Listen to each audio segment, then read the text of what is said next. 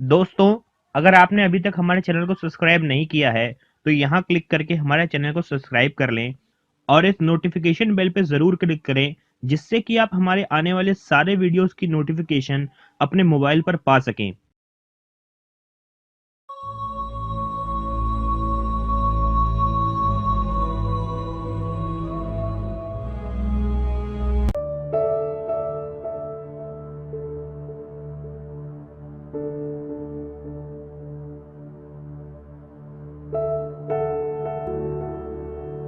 पहली और सबसे रहस्यमयी घटना, डिसअपीयरेंस ऑफ एटोर मेजोराना।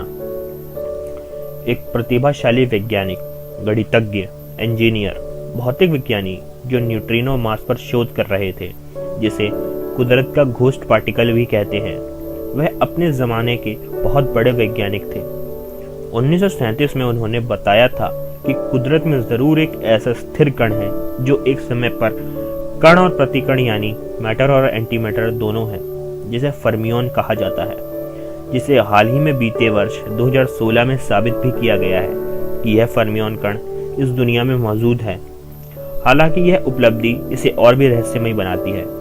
25 मार्च 1938 को एटोर को मानसिक तौर पर थकावट हुई जब वे जर्मनी से रोम आ रहे थे।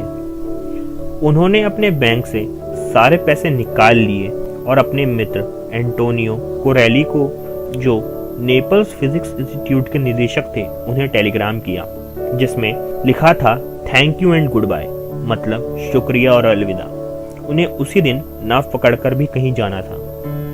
अगले दिन उन्होंने एक टेलीग्राम कोरेली को और भेजा, जिसमें लिखा था the sea has rejected me, और वह अब पढ़ाना भी बंद करने वाले हैं।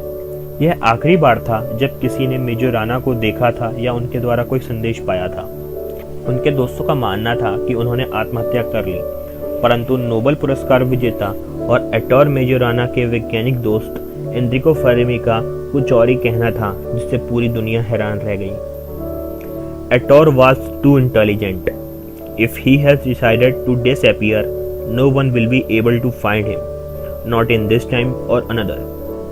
मतलब एटोर एक बहुत ही बुद्धिमान व्यक्ति थे। अगर उन्होंने तय कर लिया है कि वह गायब हो जाएंगे, तो उन्हें कोई नहीं ढूंढ सकता, ना ही इस समय में, ना ही किसी और समय में। इसमें उनकी कही आखिरी लाइन दिलचस्प थी, नॉट इन दिस टाइम और अनदर।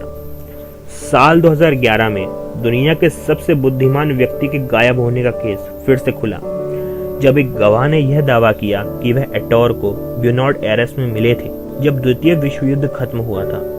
उसी गवाह ने एक तस्वीर भी दिखाई, जिसे फॉरेंसिक्स एक्सपर्ट ने जांचा और इस निष्कर्ष पर पहुंचे कि जो व्यक्ति तस्वीर में है उसकी 10 पॉइंट्स की समानता है एटोर से। गवाह ने यह बताया कि एटोर जिंदा थे 1955 से 1969 तक और वेनेजुएला में ही रह रहे थे। आप सोच रहे होंगे कि यह रहस्य यहीं खत्म हो गया, पर सबसे ज्यादा हैरान करने वाली बात थी कि जब वे गायब हुए थे और इस तस्वीर में उनकी उम्र बढ़ी हुई साफ साफ दिख रही थी, जिससे सभी को यह विश्वास हुआ कि उन्होंने समय में यात्रा करने का आविष्कार कर लिया था। अगर उन्होंने सच में समय में छेड़छाड़ करके उसे किसी तरह मोड़ना सीख लिया होगा, तो हो सकता है कि आने वाले समय में आज के वैज्ञानिक भी समय यात्रा करने में सफल हो जाएं। यह थे वह ठोस केस कि शायद समय में यात्रा संभव है, पर अक्सर यह विश्वास करना मुश्किल है कि समय यात्रा संभव है या नहीं। पर यह 4 केस एक अच्छे सबूत और संभवतः प्रमाण है कि समय यात्रा और समय में यात्रा करने वाले आज भी हमारे आसपास हो सकते हैं। अगर आपको यह वीडियो पसंद आया तो लाइक और शेयर ज़रूर करें और हमें सब्सक्राइब करना ना भूलें। आशा करता हूँ कि मैं आपको अपने अगले वीडियो में भी देखूंगा। तब तक के लिए नमस्कार।